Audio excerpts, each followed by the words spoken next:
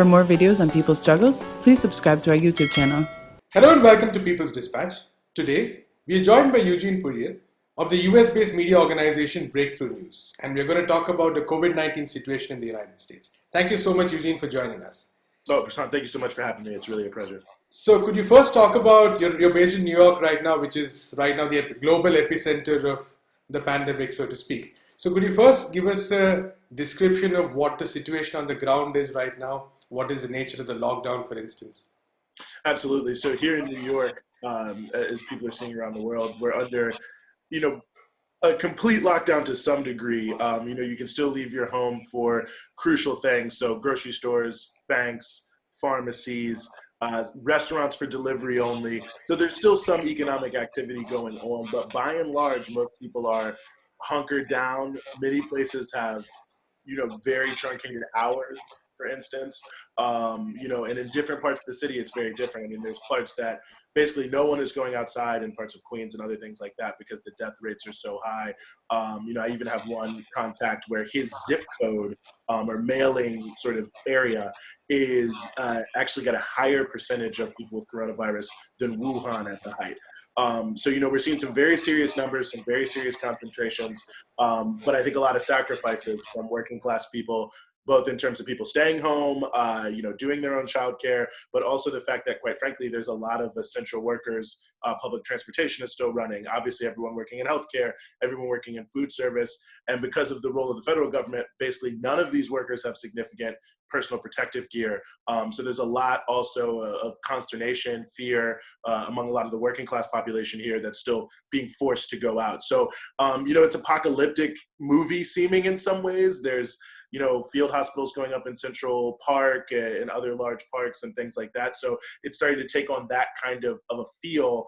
But it does feel as if the way numbers are trending is perhaps we're getting ready to reach the peak here. And I think there's a lot of hope psychologically among people here in New York that maybe we're reaching some inflection point. But certainly a serious lockdown and deeply exacerbated by challenges from the government. So could you talk a bit about this aspect, the challenges from the government? We've seen the federal responses over the weeks where, for instance, Trump has turned every press conference into an election campaign rally, so to speak. And there's been a lot of, the WHO attacks, for instance, were the most blatant recent example. And there's been this whole attempt to blame China, blame the WHO, blame everybody else except the government. But in terms of the federal machinery working itself, how has it been? I think it's been very, very uneven and deeply inadequate. Almost a little bit beyond the comprehension, I think, of many of us. I think that's actually becoming a major factor in the crisis is the government is less competent than I think many people thought it would be in a crisis situation. The challenge, too, in America is you have the federal level, the state level, and the local level, and there's a lot of autonomy between all three. The federal government has the most power to streamline it, but if they don't use that power, then everything becomes a free-for-all. And that's sort of, I think, the basic way to understand what's happening in America is the federal government is essentially playing leading from behind. They're not coordinating production. They're not coordinating distribution. They're doing limited levels of coordination with private companies around personal protective materials and things like that, ventilators, hospital supplies. But then every state and sometimes every city isn't actually going into the private market to compete. There's a huge competition that's meaning the right medical supplies aren't getting to the places that really need it, and a lot of speculators are getting very rich. And then that sort of, ripples its way down because, beyond sort of those issues, from a policy level, a lot of the issues around people's economic security are tied up in the local and state level, and states are refusing to cancel people's rents, utilities. They place moratoriums on a lot of things, but, if you've lost your job, it actually compounds the problem because in 3 months when your landlord can evict you, how are you going to find 3 months rent if you couldn't find 1 month's rent? So a lot of these problems that we're seeing that politicians are unwilling at the state and the local level to really challenge big money interests, especially landlords who seem to be getting the best treatment of sort of any subset of people in this crisis. But it really starts at the top. The fact that the federal government isn't putting the resources in place with the powers it has, using sort of World War II style productive powers, they can control the production and the distribution and sale of all critical goods and are just choosing not to. And so it's creating this strange competition between states, between localities, which means at the end of the day, the things that need to get where they need to be in terms of hospitals, frontline workers aren't getting there. And it's basically not because there are huge shortages, although there are some, but because the government's failing to coordinate. Right. And what about the situation in New York State and the city itself? Because how is the response? There's been a lot of positive coverage of the governor, for instance, but also a lot of reminders that his policies earlier have been very problematic on many of these issues. Yeah, no, absolutely. And it's, it's interesting. It's the credit you get, I guess, when the crisis is on is so much bigger with Andrew Cuomo, the governor here. He's been very vocal. On the one hand, I think he's been more proactive than many American governors, but that's an extraordinarily low bar. I mean, he was very late to coming to shut down things, which again speaks to the issue of sort of power centers. In New York City, the mayor and the governor of New York State were very concerned about, having a lockdown, even when medical professionals were saying, let's do it because, well, hey, this is the center of global finance, world economy, the U.S. economy. Can't just shut that down. And so they sacrificed maybe at least a week that didn't have to take place. And then, I think that the points you're making are very well taken. I mean, New York State, like most other states, has seen over really the past 10 years, Andrew Cuomo, but even going back to, Governor Pataki in 2006, major cuts to public health. A big issue in the U.S. where all healthcare is for-profit is, in the middle of the 2000s, this thing, hospitals have too many empty beds, and you can't make money if you have too many empty beds. So there's a massive consolidation, including at state level. So here in New York, starting in 2006, there was big cuts in state funding to establish hospital beds, to establish ICU beds, and these different things. And so we've been caught flat-footed. And even just before this crisis happened, Governor Cuomo was attempting to change the formula for Medicaid, which is health insurance for low-income working people, so that would take $6 billion out of the system and would have done a lot of damage to it. So we're seeing that kind of the neoliberal policies of many of these people, in Cuomo, that's his political profile, was always centrist, neoliberal. I'm the adult in the room here in American politics, criticizing the Bernie Sanders of the world, but also sometimes criticizing some of the others. So the ultimate centrist, really, in many ways. And that kind of neoliberalism, centrism, on the one hand, has set the stage for this crisis. But on the other hand, now that he's sort of in the crisis and no one's thinking about that, he's able to posture as being this great leader in contradistinction to both President Trump, and I'd say Mayor Bill de Blasio. It makes him look good in comparison. Right. So one of the key issues across the world has been about how workers are dealing with it, especially the unorganized sector, those in the informal sector, for instance. Amazon workers in Staten Island are a classic example. They were forced to walk out at that point, and then the organizer was fired, for instance. So what reports have you been getting about the situation faced by workers, especially those in the informal and unorganized sectors? Very similar situation to what people have probably heard about Amazon. Workers have basically, most businesses that are allowed to stay open are forcing people to come to work with no increased pay, so no hazard pay, even though many of these are sort of frontline businesses, people working as cashiers, people working as delivery drivers, people working in warehouses, where the things are circulating so much, you have so much contact with money, with packages, whatever it may be, that many people are getting sick.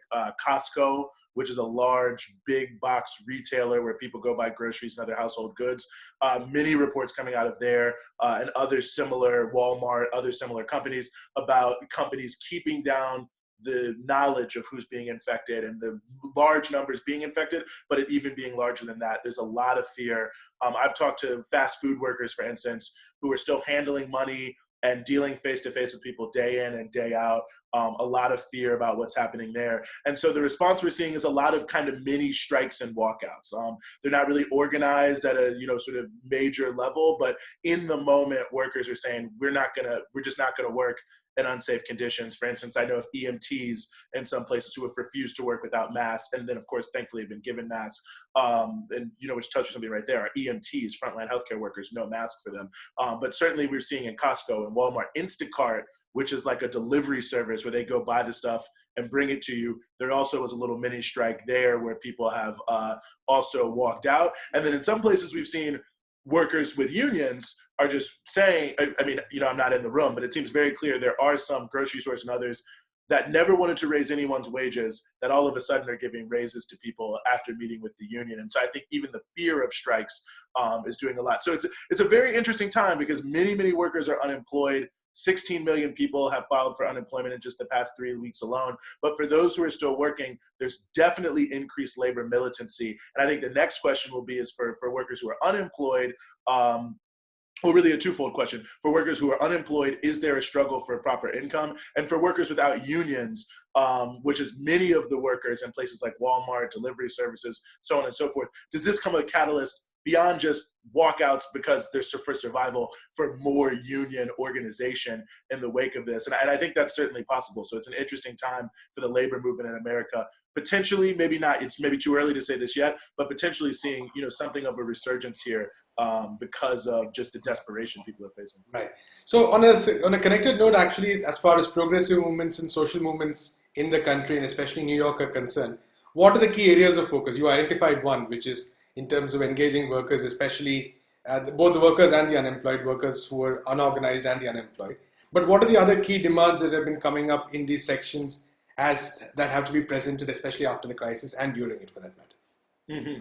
Well, the number one is canceling the rents because of the issue of economic devastation, but that especially in cities like New York, where rents already were sky high, and one of the most major demands of working class people was to lower the rents, have more control over the rents or something like that. And this conversation is feeding very heavily into the high cost of living in New York. And it's even more exacerbated because people can't pay, but just how easily someone just even having your hours cut, all of a sudden you can't pay your rent is filtering into this question. So this is going to be a big issue now. It'll be a big issue after the crisis because landlords will be trying to evict people who don't pay, and it's a long-running issue. So I think that's a major one. Another huge one is healthcare, access to healthcare. This was already one of the biggest issues in America, but what we're seeing is it's moved light years ahead. I think people are seeing now the fact that there's tens of millions of people who are afraid to even show up at a doctor because they don't know what it's going to cost, and thus are probably out infecting other people, I think has really changed the calculus. Even President Trump, far right-winger, is now saying the federal government will pay for every person without insurance who's diagnosed with COVID-19 to get paid. I mean, in America, that's shocking that the government would say something like that. And so I think we're seeing a huge advance there, but it's another big thing. And I think it's maybe the number one sort of go forward issue that is people are talking about is how do we prepare for this the next time? And that's another one. And then I would also say just in general, the issues of precarity around wages and things of that nature are also becoming a big factor here, because for workers who are not working, who were easily pushed off of work, I think there's a lot of questions about should there be some sort of universal basic income combined with other social programs. That's one conversation.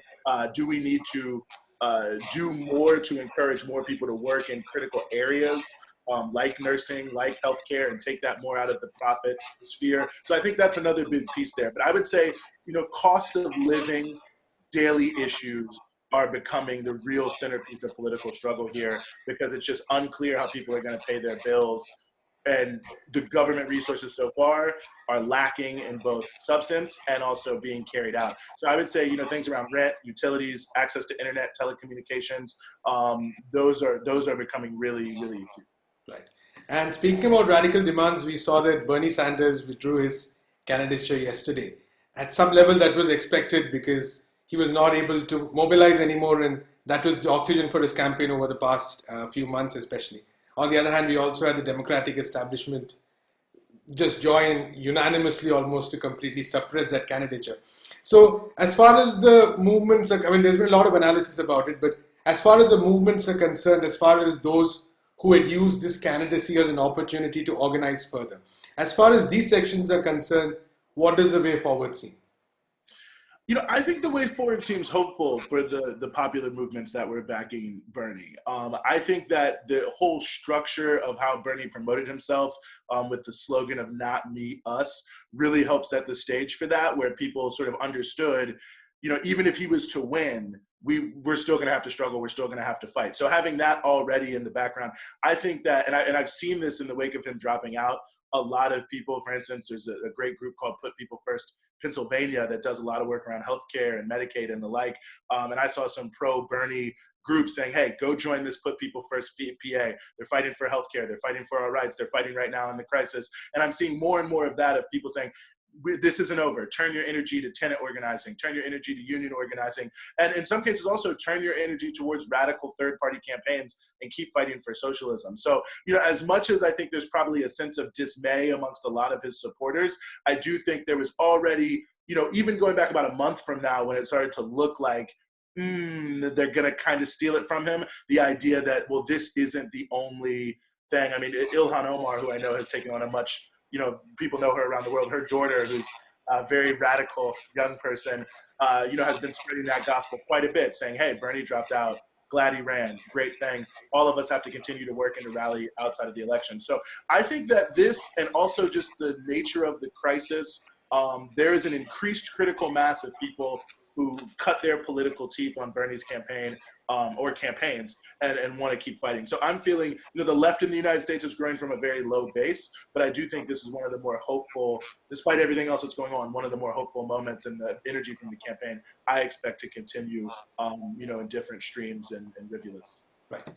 Thank you, on that positive note. We'll talk to you soon. Absolutely. Thank you so much for having me. That's all we have time for today. Keep watching People's Dispatch.